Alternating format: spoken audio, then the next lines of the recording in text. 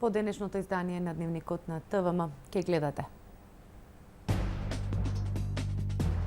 Безбедносната состојба во земјата и регионот стабилна, но новите глобални процеси бараат промени во безбедносните системи, сметаат експертите.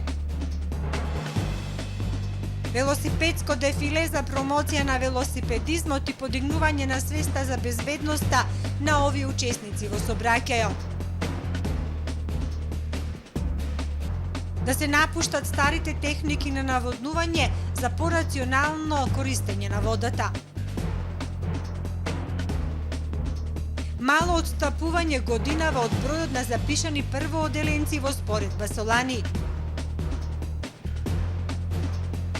Потоа на брод во реката Јангце во Кина, од 458 патници спасени само 12.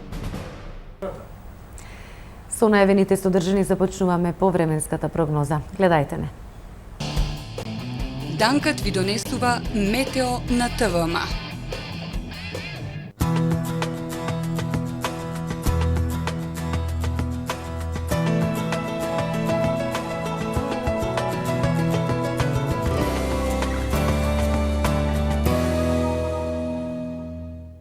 Денес предпладне во Охрид преовладуваше претежно сончево време, додека попладне можни се услови за врнежи од дожд. Максималната дневна температура изнесуваше 25 степени Целзиусови, додека УВ индексот достигна вредност 7.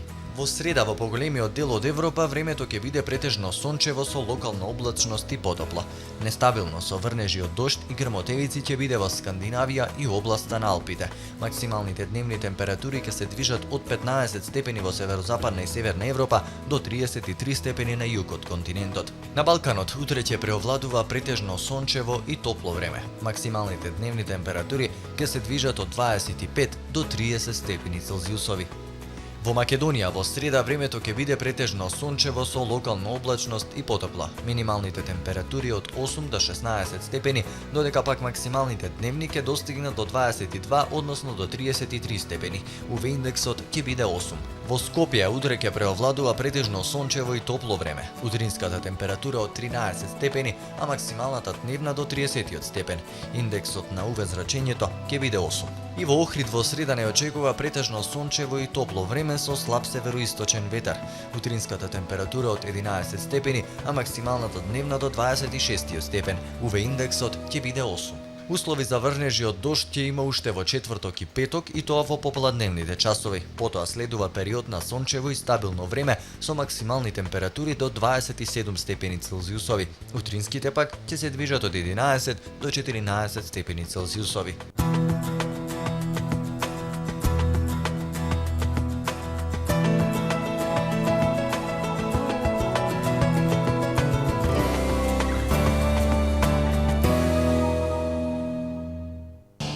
Гледавте Метео во соработка со Данкат, село Мислешево, Струга.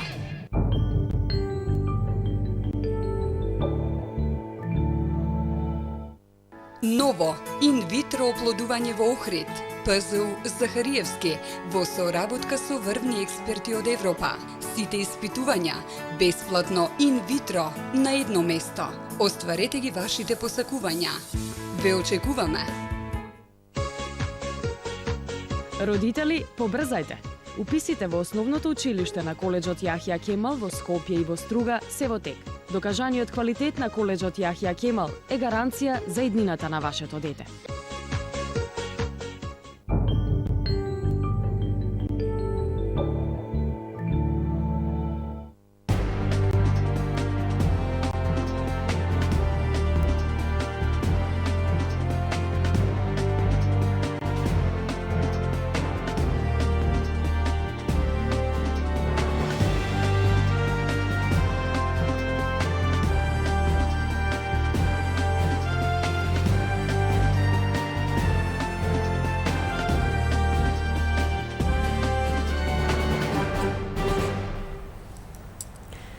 Добар ден, ова е првото издание на Дневникот на ТВМ. Безбедносната ситуација во Македонија и регионот е стабилна. Домашните експерти се против вклучување на меѓународен фактор во истрагата за инцидентот во Куманово. Ова, меѓу другото, беше подвлечено од професорите од факултетите за безбедност од регионот, кои се учесници на меѓународната конференција за безбедност што се одржува во Охрид. Безбедносната ситуација во Македонија и регионот по настаните во Куманово е стабилна и нема потреба од загриженост. Ова е оценката на експертите по безбедност од регионот. Сепак, по случувањата во Куманово се потребни реформи на безбедносниот систем на државата, смета професор Цане Мојановски од Факултетот за безбедност во Скопје. Мојановски напоменува дека реформите се потребни од подамна. Времето е динамично, има нови закани и средства кои се користат, а ниту еден безбедносен систем не е вечен. Апсолутно последните настани треба да ги забрзаат потребните реформи, напоменува професорот. Секако е предизвик за безбедносните органи и за науката да идентификуваат во кои сегменти потврдил системот и што е тоа што треба да се поправи. Апсолутно мислам дека реформи се неопходни и дека тие реформи мора да бидат во соработка и интеракција со науката и со практиката, односно со потребите на безбедносниот систем на државата. Домашните експерти се против меѓународна истрага или вклучување на странски експерти за инцидентите во Куманово. Мислам дека Факултетот за безбедност оваа конференција ќе ги даде соодветните одговори, но во секој случај ние како земја треба да имаме одговори. Значи не треба да гледаме меѓународната јавност, меѓународната заедница или меѓународните фактори да решаваат за прашање од нашата безбедност. Најдобро е сами тоа да го направиме со нашите сили, со нашите ресурси. Експертите пак од регионот ги следат будно случувањата во Македонија и имаат поинаков став по ова прашање од домашните експерти. Професор Зоран Крковиќ од Белград за ова прашање смета дека меѓународната истрага би била битна за да се испратат сигнали дека такви акции во иднина нема да се толерираат. Сасвим сигурно, меѓутоа увек Постои и политичка волја истражувањето да се процесуира до крај. Се плашам дека не постои подготвеност на главните политички фактори, не само во земјите кои се затекнати, туку и на главните актери кои со политичко и дипломатско влијание може да ги амортизираат тие закани да не се повторат.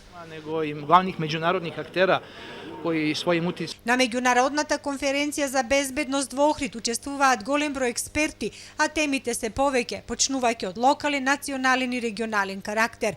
Меѓу другото ќе се расправа и за уставното име на Македонија, битката која ќе се бие по правен пат да се укине БЈРМ во Обединетите нации. На оваа тема ќе има дискусија од Игор Јанев, научен советник во Институтот за политички науки во Белград. Директно преку Генералното собрание, не оди преку Совет за безбедност, ние имаме 134 земји што веќе не признае под уставното име, очекуваме уште десетина земји да не признаат под уставно име, сега имаме голема можност дури во септември да тоа да го направиме и да завршиме проблем со името во Обединетите нации. Инаку на 6-та меѓународна конференција која организира Факултетот за безбедност при Универзитетот Свети Климент Охридски во Скопје се присутни 130 представници од 15 европски земји, а ќе бидат презентирани 127 научни трудови. Во резиденцијата на делегацијата на Европската Унија во Скопје повеќе од 6 часа траат разговорите на комесарот за европска соседска политика и преговори за проширување Јоханес Хан со премиерот и лидер на ВМРО ДПМН Никола Груевски и со лидерот на СДСМ Зоран Заев за изнаоѓање решение за излез од политичката криза во Македонија. На разговорите што почнаа предпладне присуствува и амбасадорот на Европската Унија, а и во ОРАФ. Премиерот Груевски е придружуван од шефот на неговиот кабинет Мартин Протугер и министрите за надворешни работи и за здравство Никола Попуски и Никола Тодоров. Заев пак на средбата со Хан дојде со Радмила Шекеринска и Петре Шилегов. На средбата по околу 4 часа од почетокот се приклучија лидерот на ДУИ Али Ахмети, а потоа и лидерот на ДПА Мендух Тачи. На четворицата лидери на средбата попладнево им се приклучи амбасадорот на САД во земјава Джес Бейли во обид да помогне да се надмине статусот кво ситуацијата на лидерската средба, а на која нема договор. Имаме ли генерално зголемување на бројот на првачиња во основните училишта во градов или пак станува збор за поголем број на првооделенци само во одредени училишта. Дел од директорите задоволни од интересот за запишување на деца во нивните образовни установи, дел пак реагираат на непочитување на регионализацијата. Зголемен бројот на првачиња кои се запишаа во некои основни училишта во градов. Споредбено со минатата година бројот е пораснат за 20%, велат директорите на овие училишта. Во основното училиште Христо Узунов од 1 до 31 мај се запишале 137 ученици. Квотата на уписи според реонскиот податок кој што го добиваме ние од општина Охрид е потполнета, дури нешто повеќе ученици. Некаде околу 137 ученици се запишани во прво оделение, што е една добра квота за формирање на добри паралелки во нашето училиште. Првачињата во основното училиште Христо Узунов ќе бидат распределени во 5 паралелки. И во основното училиште Свети Климент Охридски е зголемен бројот на прводеленци. Од септември во ова училиште ќе учат 40 првачиња. 2 паралелки ќе функционираат во централното училиште, а една во подрачното. Во една паралелка ќе има од 18 до 20 деца. Оваа година, за разлика од минатата, беше побогата, некаде 20% повеќе првачиња за разлика од минатата година се запишаа во нашето училиште. Претходно имавме некои кампањи што ги правевме, има и доста деца што се запишаа исто во тоа училиште, иако припаѓа на друг реон што нас особено не радува, на еден начин не мотивира и да продолжиме и понатаму со сите тие новитети што ги воведуваме во работата на училиштето. Муамер Доко, директорот на основното училиште Братство Единство, вели дека досега се пријавиле само 95 ученици, а според регионализацијата во ова училиште треба да се запишат 175. Доко кажува дека нивното училиште е специфично, бидејќи најголем дел од родителите своите деца ги запишуваат во август, а не во мај, па очекува бројката до септември да се зголеми. Во ова училиште вообичаено има 4 македонски, 2 албански и една турска паралелка. И во основното училиште Григор Прличев бројката на досега запишани првачиња е значително намалена. Директорката Силвија Мојсовска вели дека годинава се запишале 10 деца помалку. Засега се запишани 110 ученици, од кои 104 ќе учат во централното училиште, а 6 во историјаната паралелка во Рача. Но се уште има време за пополнување на квотата, бидејќи уписите траат до крајот на август. На крајот, кога ќе се соберат бројките, излегува дека и нема некое големо отстапување во вкупниот број на запишани првачиња споредбено со минатите години.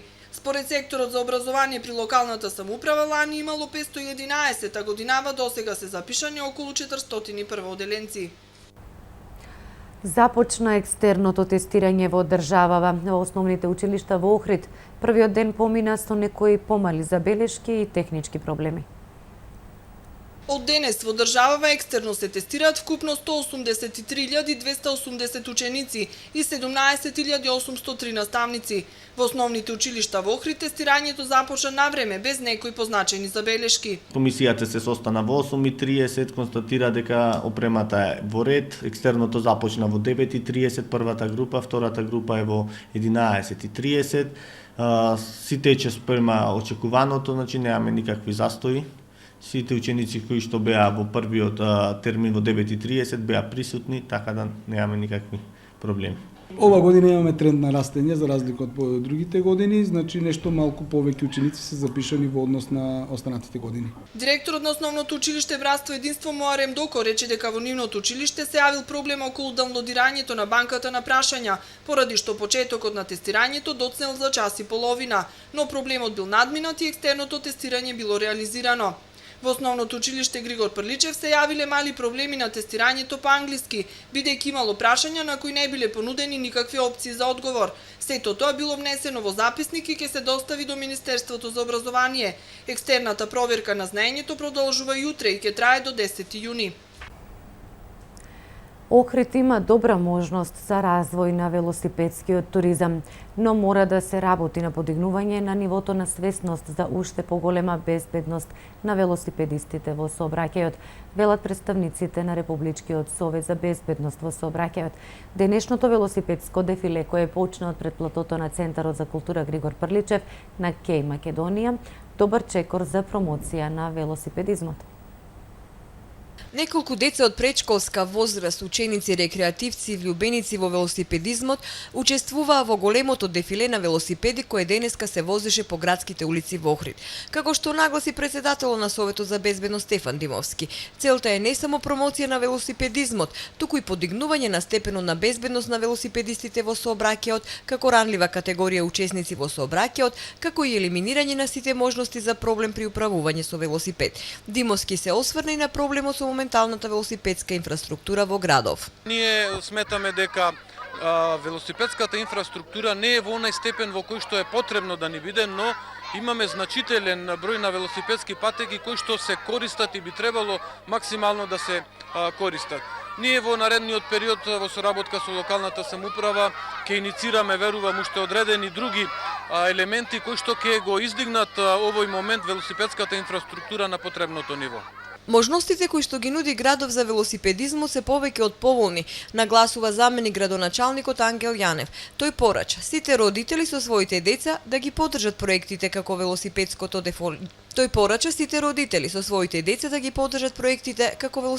дефиле. А во врска со велосипедската инфраструктура вели дека е добра, но може и подобро да биде. Се размислува и тоа како. Ние во Охрид не е случај, меѓутоа сведоци сме во многу градови на Балканот и пошироко дека велосипедот е едно од најкористените средства, да не кажам најздраво и најевтино за искористување во секојдневното движење или во доаѓање на оние локации на кои што треба. Локалната самоуправа интензивно размислува за решенијата поврзани за и околу инфраструктурата, не само на, би рекол, на велосипедите, него и воопшто целата сообраќајна инфраструктура, бидејќи Охрид е таков со својата местоположба, бројот на паркинг местата му е малку помал, меѓутоа во рамките на она што го дозволува како град ќе се искористат сите оние можности за, би рекол, едно сигурно паркирано, безбедно паркирање од една страна, од друга страна ефтино и блиску до оние одредишта до кои што сакаат да дојдат. Представникот на Републичкиот совет за безбедност Лјупчо Ставрески истакна дека Охрид мора да размислува за развој на велосипедскиот туризам, кој што во западните земји е многу развиен. Велосипедистите се присутни на улиците во градот, тие ги почитуваат и ќе ги почитуваат правилата и прописите, меѓутоа возачите се во најголема мера тие кои што не даваат доволно предност и не водат доволно сметка за велосипедистите. Денеска е вистински начин за да им покажеме дека и велосипедистите се тука, се во нашиот град, се во Охрид. Охрид има долга традиција на возење на велосипеди, Охрид е безбеден град за велосипедистите и мислам дека ваквиот начин на работа ќе придонеси за градот Охрид да биде поинтересен како велосипедски град и за туристите кои што доаѓаат, а многумина од нив веќе имаат големо искуство и возат сопствени велосипеди. Недостига култура во сообраќајот, посебно на возачите на автомобили, кои сметаат дека патот е само нивен, вели Славе Келешовски, кој е голем љубеник во велосипедизмот.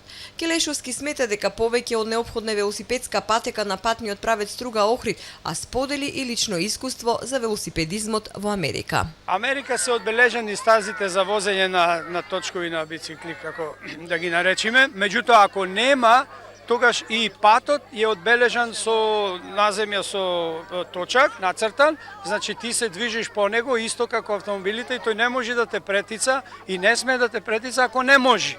Значи има да си вози зад тебе колку додека најде место за да те претица. Тоа е одбележано, организирано, мислам, максимално. Инаку иницијатор на денешното велосипедско дефиле е Општинскиот совет за безбедност во сообраќајот во соработка со СВР, локалната самоуправа, школските центри, детските градинки, како и Црвениот крст од Охрид.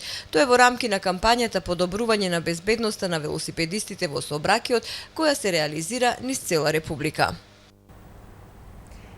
Се крои летниот изглед на градов. Распишан е огласот за прибирање понуди за издавање на локации за времено поставување на урбана опрема. Покрај слики, сувенири, детски реквизити, книги и уметнички слики, ова лето на 2 локации ќе се продава и храна на отворено. Сувенири, уметнички слики, сладолед, детски реквизити, дури храна на отворено ова лето ќе можат да се видат на повеќе локации низ градот. Распишан е огласот за прибирање понуди за издавање на локации за времено поставување на урбана опрема. Сладолед ќе се продава на 24 места во градов и тоа на Кеј Македонија, плоштадот кај Чинарот и на пешачката патека која води до Горица. На една локација може да се постават најмногу 2 фрижидери. Почетната цена е 5000 денари месечно. Сувенири ќе се продаваат на 91 локација и тоа на влезот од Самойловата тврдина кај Плаошник, на плоштадот кај Чинарот и на пешачката патека до Горица. Почетната цена изнесува 3000 денари. Тезгите ќе бидат унифицирани, ветуваат од локалната. Ова лето на 2 локации ќе се продава и храна. Едната е во непосредна близина на рибниот ресторан, а другата кај куќата на Робевци. За овие локации месечно се плаќа по 14.000 денари. Потпаролот на локалната самоуправа Томе Џамтовски вели дека со годинешната програма не се предвидени локации за продажба на пуканки, крофни и пченки, исто како што беше и минатото лето. Но и покрај тоа лани можеше да се забележи нивна продажба и тоа на градскиот плоштад. Вие можеби ќе видите оваа година, но тоа не значи дека ние тоа сме го дозволиле. Значи, она што како програма и како јавен повик сега го правиме, тоа што сега јас го кажувам, а тоа што некој само иницијативно ќе постави негде тезга, дали тоа ќе бидат пуканки или пченка, тоа е сепак работа на надлежните инспекциски служби. Книги, како и секој лето, ќе се продават на просторот помеѓу Амамот и Летница. За изнајмување на локација за оваа намена, граѓаните ќе треба месечно да плаќаат по 8000 денари. Исто толкава сума ќе треба да издвојат оние кои сакаат да продаваат уметнички слики, за што се одредени 8 локации. Детски реквизити ќе има на 6 локации на улицата Македонија, која во летниот период е затворена за сообраќај. Во најголем дел програмата за поставување на урбана опрема е иста како и лани. Граѓаните и гостите минатата година можеја да видат дека по нивни сугестии, заправо од предминатата година, по нивни сугестии минатата година беше растеретен простор кај што беа поставени ова урбана опрема, односно се внимаваше на димензиите и на стриктно почитување на обележаниот простор за поставување на тие локации и сметаме дека и оваа година тоа ќе се одвива во најдобар ред, односно ќе бидат задоволни и оние кои ќе учествуваат на овој наш јавен повик. Аз се надевам дека ќе бидат задоволни и граѓаните од тоа како оваа година ќе биде поставена и користена урбаната опрема. До крајот на неделава треба да се изберат најдобрите понудувачи од страна на соодветна комисија во локалната. До сега има 79 заинтересирани правни и физички лица кои учествуваат на јавниот повик. Како до правилно и рационално управување со водата за наводнување во контекст на климатските промени и заштита на животната средина. Денес во Охрид се одржа конференција на тема можности за заштита на животната средина преку оптимално наводнување и ѓубрење. Старите техники на наводнување мора да се искоренат бидејќи водата за наводнување се користи неефикасно, сметат експертите од Факултетот за земјоделски науки и храна. Професор Ордан Чукалиев истакна дека мора да се променат принципите на користење на водата, доколку сакаме поефикасно да ја користиме водата, бидејќи доаѓа до намалување на количината на вода која што може евентуално да ги пренесе загадувачите од земјоделското производство кон езерото. Треба да се направи пред се замена на оние стари неефикасни техники, како што се бразди, како што се вештачки дожд, со нови современи техники на наводнување, како што е пред се капковото наводнување, наводнување со микрораспрскувачи и сите техники кои што користат мал притисок, односно трошат мали количини на енергија. Со тоа ќе дојде до намалување на потрошената количина на вода и тоа тука не збориме за намалување од 5-10%, значи повеќе од половина од водата ќе биде заштедена доколку се дојде до се применат овие техники на наводнување, пред се поради тоа што старите техники имаат многу ниска ефикасност. Например, бразди има ефикасност од 50% од водата, едва ќе искористиме во земјоделството, со капка по капка користиме преку 95% од водата. Во рамки на проектот Рационална употреба на вода за земјоделие во сливот на Охридското езеро, што го реализира еколошкото друштво Грашница, денеска се одржа завршната конференција на тема можности за заштита на животната средина преку оптимално наводнување и ѓубрење. Ѓоко Зоровски нагласи дека сите предлози на институциите и на засегнатите страни ќе бидат сумирани и поднесени до надлежните институции за нивно усвојување и конкретна реализација. Тој додаде дека во моментов се соочуваат со голем проблем. Најголем проблем е недоволната информираност, односно недостатокот на знаења во однос на примена на вештачки ѓубрива, прекумерна употреба на пестициди, прекумерно наводнување. Сето тоа носи не само еколошки, туку и економски негативни страни, бидејќи на тој начин не се штеди пари, потоа не се штеди работно време, се создаваат големи загуби, но истовремено и се загадува животната средина, бидејќи Охридското езеро најголем дел од загадувањето доаѓа токму од дифузните извори на загадување од земјоделските активности. На конференцијата се направи осврт на заедничката европска политика кон водите. На оваа тема свое предавање имаше експертот од Унгарија Едуард Неделичиу. Инаку на конференцијата присутни беа земјоделци од општина Охрид и општина Дебарца, представници од државни институции од општина Охрид и Дебарца. Во продолжение избор од вестите од светот. Патнички брод со 458 патници потонал во реката Јангце на југот на Кина, а во спасувачката акција досега биле спасени 12 лица, објави кинеската државна агенција Синхуа. Бродот испловил од градот Нанџинг и патувал кон Чонгџинг, град кој се наоѓа во југозападниот дел на Кина. Се уште не се утврдени причините за потонувањето, но кинеските власти веднаш ги привеле капетанот и главниот инженер, а како што пренесе агенцијата Франс Прес, и двајцата рекле дека бродот налетал на циклон. На бродот во моментот на несреќата имало 458 луѓе, 405 кинески патници, 5 туристички работници и 47 членови на посадата. Повикувајќи се на своји извори, весникот Хубеи Дејли објави дека една група која патувала преку туристичка агенција од Шангај ја сочинувале лица на возраст од 50 до 80 години. Американската војна лабораторија испратила примероци од жив антракси во 3 лаборатории во Канада, објави вестникот USA Today, повикувајќи се на изјави на двајца анонимни представници на Министерството за одбрана на САД. Властите наведоа дека примероци од жив антракс се испратени во Канада од една од двете лаборатории во Јута одговорни за превоз на биолошки материјал. Ова е објаснето поминато неделното откритие дека примероците од таа бактерија погрешка се испратени во 11 американски држави и уште во 2 странски земји. Пентагон засега официјално не ги коментираше овие тврдења. Истрагата на американските власти за примероци на жив антракс кои погрешка се испратени од една воена лабораторија во Јута ширум САД покажа дека уште една група примероци од бактеријата е испратена во Австралија. Пентагон призна минатата недела дека најмалку 18 владини, универзитетски и комерцијални лаборатории добиле живи примероци од антракс од една воена лабораторија во Јута каде лани требало да бидат уништени. Судот во Канада им нареди на 3 тутунски компании да платат казна во висина од 15,5 милиарди канадски долари или 12 милиарди американски долари, највисока одштета во историјата на земјата.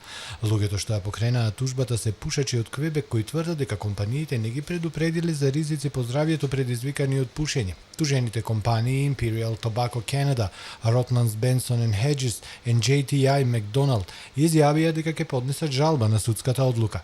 Тужбите беа поднесени во 1998 година, но судскиот процес почна неодамна. Тужителите застапуваат приближно 1 милион пушачи кои што не можеле да се откажат од пушење или кои добиле рак на грло или на белите дробови.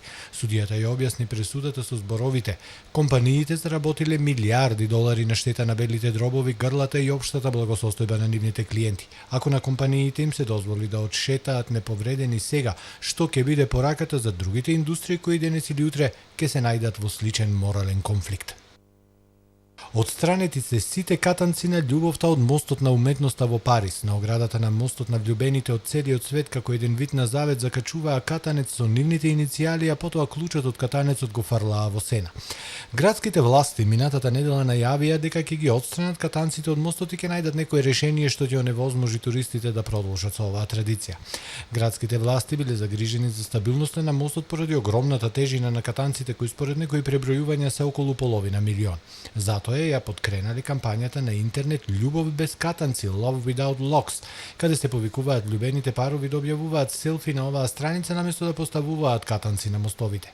Нашите мостови веќе не може да ги поднесат вашите изјави на љубов, па оставете ги на раат, изјавувајте си вечна љубов преку интернет, пишува на интернет страницата на кампањата Љубов без катанци, на која досега се објавени 638 фотографии од парови на мостови.